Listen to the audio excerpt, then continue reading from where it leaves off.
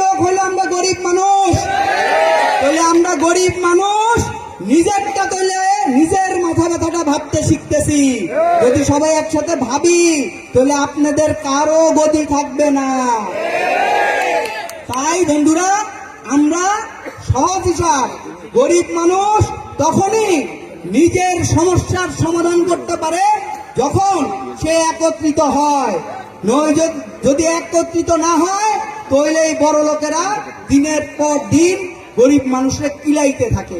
এই কিল থেকে বাঁচতে চাইতো, যদি কিল থেকে বাঁচতে চান তাহলে সংগঠন গড়ে তুলতে হবে, এর বিকল্প নাই।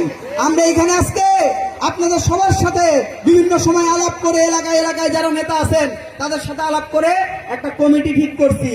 সেই কমিটি আমরা ঘোষণা করব। সেই যার যার নাম ঘোষণা করব তারা মঞ্চে আসবেন। তার আগে আমি অনুরোধ করতেছি আমার পিছনে যারা দাঁড়ানো আছে সবাই মঞ্চ থেকে নেমে যান।